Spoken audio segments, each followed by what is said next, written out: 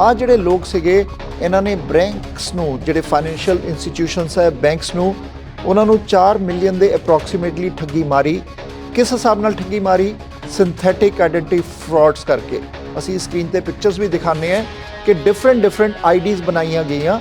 ਜਿਹੜੇ ਬੰਦੇ ਐਗਜ਼ਿਸਟ ਨਹੀਂ ਕਰਦੇ ਉਹਨਾਂ ਦੀ ਜਿਹੜੀ ਆਇਡੈਂਟੀਟੀ ਇਹਨਾਂ ਨੇ ਬਣਾਈ ਔਰ ਇੱਕ ਬੰਦੇ ਨੇ 100 ਤੋਂ ਵੱਧ ਬੈਂਕਸ ਦੇ ਅੰਦਰ ਅਕਾਊਂਟ ਖੋਲ੍ਹੇ। ਫੇਕ ਡਾਕੂਮੈਂਟਸ ਬਰਾਮਦ ਹੋਏ ਹੈ, ਆਈਡੀਜ਼ ਫੇਕ ਬਰਾਮਦ ਹੋਈਆਂ ਔਰ $3 ਲੱਖ ਕੈਸ਼ ਇਹ ਵੀ ਬਰਾਮਦ ਹੋਇਆ।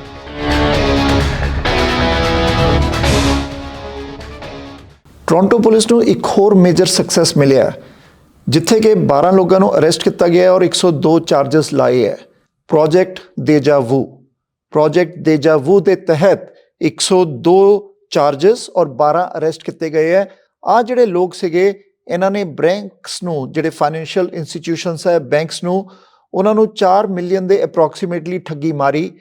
ਕਿਸ ਹਿਸਾਬ ਨਾਲ ਠੱਗੀ ਮਾਰੀ? ਸਿੰਥੈਟਿਕ ਆਇਡੈਂਟੀ ਫਰਾਡਸ ਕਰਕੇ। ਕੀ ਹੁੰਦਾ ਸਿੰਥੈਟਿਕ ਆਇਡੈਂਟੀਟੀ ਫਰਾਡ? ਤੁਹਾਡੇ ਜੋ PR ਕਾਰਡ ਹੈ, ਆਇਡੈਂਟੀਟੀਜ਼ ਹੈ, ਜਿਹੜੇ ਡਰਾਈਵਿੰਗ ਲਾਇਸੈਂਸ ਹੈ, ਹੈਲਥ ਕਾਰਡ ਹੈ, ਉਹਨਾਂ ਨੂੰ ਸਿੰਥੈਟਿਕਲੀ ਉਹਨਾਂ ਨੂੰ ਫੇਕ ਕੀਤਾ ਗਿਆ, ਫੋਰਜਰ ਕੀਤਾ ਗਿਆ। ਅਸੀਂ ਸਕਰੀਨ ਤੇ ਪਿਕਚਰਸ ਵੀ ਦਿਖਾਉਂਦੇ ਹਾਂ ਕਿ ਡਿਫਰੈਂਟ ਆਈਡੀਜ਼ ਬਣਾਈਆਂ ਗਈਆਂ। ਜਿਹੜੇ ਬੰਦੇ ਐਗਜ਼ਿਸਟ ਨਹੀਂ ਕਰਦੇ ਉਹਨਾਂ ਦੀ ਜਿਹੜੀ ਆਇਡੈਂਟੀਟੀ ਇਹਨਾਂ ਨੇ ਬਣਾਈ ਔਰ ਇੱਕ ਬੰਦੇ ਨੇ 100 ਤੋਂ ਵੱਧ ਬੈਂਕਸ ਦੇ ਅੰਦਰ ਅਕਾਊਂਟ ਖੋਲ੍ਹੇ। ਪਹਿਲੇ ਉਸ ਇਨਸਾਨ ਨੇ ਕੰਪਨੀ ਦੇ ਅੰਡਰ ਕੰਮ ਕੀਤਾ, ਫਿਰ ਉਹਨੇ ਇੰਡੀਵਿਜੂਅਲੀ 100 ਤੋਂ ਵੱਧ ਅਕਾਊਂਟਸ ਖੋਲ੍ਹੇ ਔਰ ਜਿਹੜੇ ਓਨਟਾਰੀਓ ਦੇ ਪ੍ਰੋਵਿੰਸ ਦੇ ਅੰਦਰ ਕਾਫੀ ਫਾਈਨੈਂਸ਼ੀਅਲ ਇੰਸਟੀਟਿਊਸ਼ਨਸ 'ਚ ਇਹਨਾਂ ਨੇ ਫੌਰਜਡ ਡਾਕੂਮੈਂਟਸ ਦੇ ਨਾਲ ਬੈਂਕ ਅਕਾਊਂਟਸ ਖੋਲ੍ਹੇ। 680 ਤੋਂ ਵੱਧ ਜਿਹੜੀਆਂ ਯੂਨੀਕ ਸਿੰਥੈਟਿਕ ਆਇਡੈਂਟੀਟੀਜ਼ ਬਣਾਈਆਂ ਗਈਆਂ, ਜਿਹਦੇ ਅੰਦਰ ਜਿੱਦਾਂ ਦੱਸਿਆ ਕਿ driving license, health card, PR card, ਆ ਸਿੰਥੈਟਿਕ ਕਾਰਡਸ ਹੁੰਦੇ ਹੈ, ਇਹਨਾਂ ਨੂੰ ਫੇਕ ਫੌਰਜਡ ਕੀਤਾ ਗਿਆ। ਉਹਦੇ ਬਾਅਦ ਇਹਨਾਂ ਨੇ ਉਹ ਜਿਹੜੇ ਅਕਾਊਂਟਸ ਖੋਲ੍ਹ ਕੇ ਔਰ ਜਿਹੜੀਆਂ ਆਈਡੀਜ਼ ਹੁੰਦੀਆਂ, ਆ ਆਈਡੀਜ਼ ਰੀਅਲ ਪਰਸਨ ਦੀਆਂ ਨਹੀਂ ਹੁੰਦੀਆਂ, ਆ ਫੇਕ ਹੁੰਦੀਆਂ। ਔਰ ਜਿਨ੍ਹਾਂ ਨੇ ਆ ਬੈਂਕ ਅਕਾਊਂਟ ਖੋਲ੍ਹੇ ਸਾਰੇ, ਉਹ ਆ 12 ਲੋਕ ਸੀਗੇ ਜਿਹਨੂੰ ਪੁਲਿਸ ਨੇ ਅਰੈਸਟ ਕੀਤਾ ਹੈ। ਔਰ ਪੁਲਿਸ ਨੇ ਕਿਹਾ ਕਿ ਹੋਰ ਵੀ ਕੋਈ, ਅਗਰ ਅਸੀਂ ਇੱਥੇ ਪਿਕਚਰ ਦਿਖਾਵਾਂਗੇ, ਅਗਰ ਇਸ ਇਨਸਾਨਾਂ ਨਾਲ ਕਿਸੇ ਦੀ ਵੀ ਕੋਈ ਡੀਲਿੰਗ ਹੋਈ ਹੋਏ, ਕੋਈ ਇੰਡੀਵਿਜੂਅਲ ਦੀ, ਬਿਜ਼ਨਸ ਦੀ, ਤਾਂ ਪੁਲਿਸ ਨੂੰ ਜ਼ਰੂਰ ਰਿਪੋਰਟ ਕਰ ਸਕਦਾ ਹੈ। ਆ ਜਿਹੜੇ ਬੈਂਕ ਅਕਾਊਂਟਸ ਖੋਲ੍ਹੇ ਗਏ ਫਾਈਨੈਂਸ਼ੀਅਲ ਇੰਸਟੀਟਿਊਸ਼ਨਸ 'ਚ, ਕ੍ਰੈਡਿਟ ਅਕਾਊਂਟਸ ਖੋਲ੍ਹੇ ਗਏ, ਬੈਂਕ ਅਕਾਊਂਟ ਖੋਲ੍ਹੇ ਗਏ। ਇਹਦੇ ਨਾਲ ਇਨ store and online store purchases ਕੀਤੀਆਂ ਜਾਂਦੀਆਂ ਸੀ, ਕੈਸ਼ ਵਿਡਰੋਲਸ ਹੁੰਦੇ ਸੀਗੇ ਔਰ ਇਲੈਕਟ੍ਰੋਨਿਕ ਟ੍ਰਾਂਸਫਰਸ ਕੀਤੇ ਜਾਂਦੇ ਸੀਗੇ। ਕਦੀ ਜਿਹੜੀ ਕ੍ਰੈਡਿਟ ਲਿਮਿਟ ਹੈ ਉਸ ਤੋਂ ਵੱਧ ਵੀ ਪੈਸੇ ਇਹਦੇ 'ਚੋਂ ਵਿਡਰੋ ਜਾਂ ਖਰਚੇ ਜਾਂਦੇ ਸੀ। ਸੋ 4 ਮਿਲੀਅਨ ਤੋਂ ਵੱਧ ਦਾ ਜਿਹੜਾ ਲਾਸ ਹੈ ਉਹ ਬੈਂਕਸ ਨੂੰ ਹੋਇਆ। ਆਹ ਕੰਮ ਸ਼ੁਰੂ ਹੋਇਆ 2016 'ਚ। ਉਹਦੇ ਬਾਅਦ 2022 ਦੇ ਅੰਦਰ ਫਾਈਨੈਂਸ਼ੀਅਲ ਇੰਸਟੀਟਿਊਸ਼ਨ ਨੇ, ਬੈਂਕਸ ਨੇ ਪੁਲਿਸ ਨੂੰ ਇਨਫੋਰਮ ਕੀਤਾ, ਟੋਰਾਂਟੋ ਪੁਲਿਸ ਨੂੰ, ਕਿ ਇੱਦਾਂ ਦੇ ਸਿੰਥੈਟਿਕ ਜਿਹੜੇ ਅਕਾਊਂਟਸ ਹੈ ਫੇਕ ਆਈਡੀਜ਼ ਦੇ ਨਾਲ, ਉਹ ਲੋਕੇਟ ਹੋਏ ਹੈ। ਉਹਦੇ ਬਾਅਦ ਡਿਫਰੈਂਟ ਲਾਅ ਐਨਫੋਰਸਮੈਂਟ ਏਜੰਸੀਜ਼ ਨੇ ਮਿਲ ਕੇ ਇਨਵੈਸਟੀਗੇਸ਼ਨ ਕੀਤੀ ਔਰ ਟੋਰਾਂਟੋ ਪੁਲਿਸ ਨੇ ਥੈਂਕਸ ਕੀਤਾ ਹੈ ਲਾਅ ਐਨਫੋਰਸਮੈਂਟ ਏਜੰਸੀਜ਼ ਦਾ, CRA ਦਾ, ਫਿਨਟ੍ਰੈਕ ਦਾ, ਹਾਲਟਨ ਪੁਲਿਸ ਦਾ, Ontario ministry of finance, Ontario ministry of transportation, Peel regional police, Waterloo regional police and Service Canada ਦਾ ਵੀ। ਹੁਣ ਜਦ ਇਨਵੈਸਟੀਗੇਸ਼ਨ ਸਟਾਰਟ ਹੋਈ, ਉਹਦੇ ਬਾਅਦ ਜਿਹੜੇ ਸਿੰਥੈਟਿਕ ਅਕਾਊਂਟਸ ਫਾਈਂਡ ਕੀਤੇ ਗਏ ਬੈਂਕਸ ਦੀ ਤਰਫ ਤੋਂ, ਪੁਲਿਸ ਨੇ ਇਨਵੈਸਟੀਗੇਸ਼ਨ ਕਰਕੇ ਆ 12 ਲੋਕਾਂ ਨੂੰ ਅਰੈਸਟ ਕੀਤਾ ਹੈ। ਸੋ ਇਹਨਾਂ ਤੋਂ ਕੀ ਬਰਾਮਦ ਹੋਇਆ? ਫੇਕ ਡਾਕੂਮੈਂਟਸ ਬਰਾਮਦ ਹੋਏ ਹੈ, ਆਈਡੀਜ਼ ਫੇਕ ਬਰਾਮਦ ਹੋਈਆਂ ਔਰ $3 ਲੱਖ ਕੈਸ਼ ਇਹ ਵੀ ਬਰਾਮਦ ਹੋਇਆ। ਆ ਜਿਹੜਾ ਅਮਾਊਂਟ ਹੈ, ਜਿਹੜਾ ਬੈਂਕਾਂ 'ਚ ਆ ਸਾਰਾ ਕੁਝ ਫਰਾਡ ਕਰਦੇ ਸੀ, ਇਹਦੇ ਨਾਲ ਕੀ ਐਕਟੀਵਿਟੀਜ਼ ਹੁੰਦੀਆਂ ਸੀਗੀਆਂ? Human trafficking activity, drug trafficking activity, sex trafficking, armed ਰੋਬਰੀ ਔਰ ਬਹੁਤ ਸਾਰੇ ਕ੍ਰਾਈਮਸ ਇਨਵੋਲਡ ਹੈ। ਕੱਲੀ ਆ ਬੈਂਕਾਂ ਨਾਲ ਠੱਗੀ ਨਹੀਂ ਹੈ, ਆ ਕ੍ਰਿਮੀਨਲ ਆਰਗੇਨਾਈਜ਼ਡ ਗੈਂਗ ਸੀਗੇ ਸਾਰੇ, ਜਿਹੜੇ ਕਿ ਇਸ ਚੀਜ਼ ਨੂੰ ਅੰਜਾਮ ਦੇ ਰਹੇ ਸੀਗੇ। 4 ਮਿਲੀਅਨ ਦੀ ਠੱਗੀ ਬੈਂਕਾਂ ਨਾਲ ਮਾਰੀ ਗਈ। ਹੁਣ ਅਸੀਂ ਦੇਖਦੇ ਹਾਂ ਉਹ ਸਾਰੀ ਲਿਸਟ ਜਿਨ੍ਹਾਂ ਨੇ ਆ ਸਾਰਾ ਕੰਮ ਕੀਤਾ। ਸੋ ਇੱਕ ਕਰਕੇ ਅਸੀਂ ਪਿਕਚਰ ਦਿਖਾਉਂਦੇ ਹਾਂ ਇੱਥੇ ਤੁਹਾਨੂੰ, ਤਾਂ ਕਿ ਅਗਰ ਕੋਈ ਵੀ ਕਿਸੇ ਨਾਲ ਇਹ ਇਨਸਾਨਾਂ ਦੀ ਡੀਲਿੰਗ ਹੋਈ ਹੋਏ, ਕੋਈ ਬਿਜ਼ਨਸ ਦੀ, ਕੋਈ ਇੰਡੀਵਿਜੂਅਲ ਦੀ, ਪੁਲਿਸ ਨੂੰ ਇਨਫੋਰਮ ਕਰ ਸਕਦੇ ਹੈ।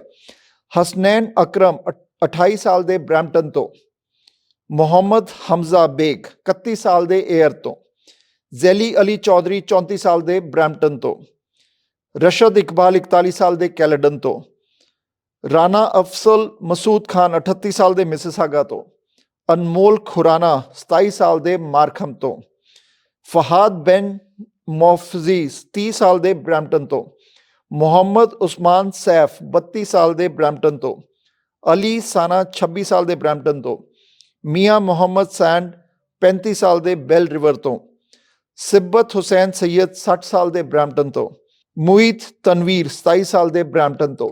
ਸੋ ਅਸੀਂ ਫਿਰ ਇੱਥੇ ਸਾਰੀਆਂ ਪਿਕਚਰਸ ਦਿਖਾਉਂਦੇ ਹਾਂ ਸਕਰੀਨ ਤੇ। ਕਿਸੇ ਦੀ ਵੀ ਇਹਨਾਂ ਨਾਲ ਕੋਈ ਡੀਲਿੰਗ ਹੋਏ ਪੁਲਿਸ ਨੂੰ ਇਨਫੋਰਮ ਕਰ ਸਕਦੇ ਹਾਂ। ਅਸੀਂ ਫੋਨ ਨੰਬਰ ਵੀ ਟੋਰਾਂਟੋ ਪੁਲਿਸ ਸਰਵਿਸਿਜ਼ ਦਾ, ਕ੍ਰਾਈਮ ਸਟਾਪਰਸ ਦਾ ਔਰ ਕੈਨੇਡੀਅਨ ਫਰਾਡ ਸੈਂਟਰ ਦਾ ਇੱਥੇ ਦੇ ਰਹੇ ਹਾਂ। ਸੋ ਤੁਸੀਂ ਪੁਲਿਸ ਨੂੰ ਇਨਫੋਰਮ ਕਰ ਸਕਦੇ ਹੋ ਅਗਰ ਕਿਸੇ ਨਾਲ ਇਹਨਾਂ ਦੀ ਡੀਲਿੰਗ ਹੋਈ ਹੋਏ ਤਾਂ। Today I'm here to announce the current results of Project Deja on behalf of the Toronto Police Services Financial Crimes Unit and to seek the public's help in this ongoing investigation. As a result of the hard work of our officers and our law enforcement partners and our other government agencies, 12 people have been arrested and 102 charges laid in this large-scale synthetic identity credit fraud scheme. Synthetic identity fraud is a form of financial fraud in which fictional personal information is used to open accounts with banks, financial institutions, or other businesses. But this isn't just about fraud. Accounts obtained under synthetic identities are known to facilitate other serious criminal offenses, including the laundering of proceeds derived from human trafficking, drug trafficking, and armed robbery, among other serious crimes.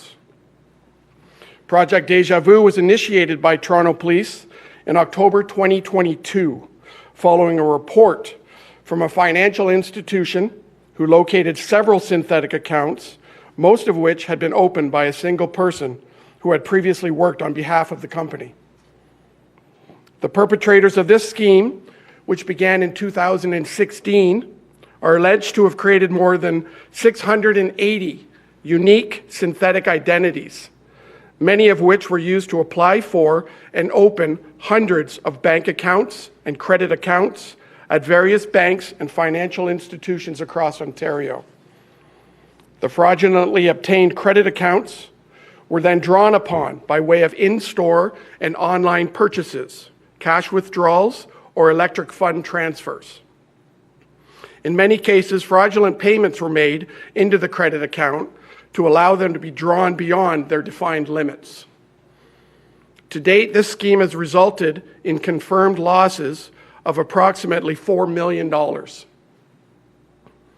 Toronto Police have executed more than 20 search warrants and 80 production orders to investigate this matter and to trace the flow of proceeds of crime generated by these synthetic identity frauds.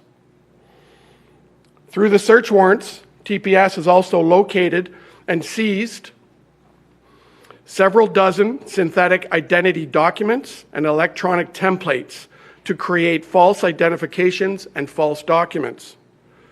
Hundreds of payment cards, such as debit cards, credit cards, and charge cards, associated to bank or credit accounts obtained under synthetic identities, and approximately $300,000 in Canadian and foreign cash seized as proceeds of crime. Our work here isn't done. Excuse me.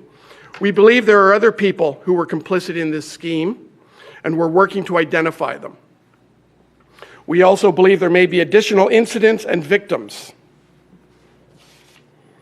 The images of the arrested people are on the screen beside me, and have been published in a news release issued by the Toronto Police Service.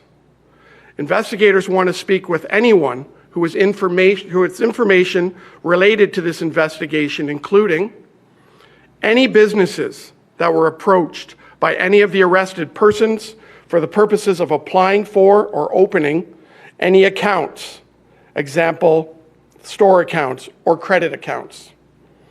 Any persons or businesses who performed any home renovation for any of the arrested persons, and any persons who have purchased items, particularly appliances, electronics, and/or automotive parts from any of the arrested persons.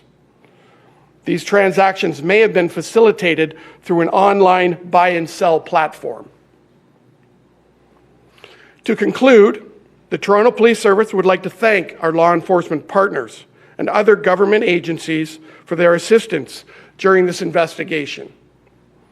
They include the Canada Revenue Agency, the Financial Transactions and Reports Analysis Centre of Canada, also known as FinTrack, the Halton Regional Police Service, the Ontario Ministry of Finance, the Ontario Ministry of Transportation, Peel Regional Police, Service Canada, and the Waterloo Regional Police Service. I'd also like to thank members of the Toronto Police Service, and in particular, my fellow members of the Financial Crimes Unit, for their diligent work on this project.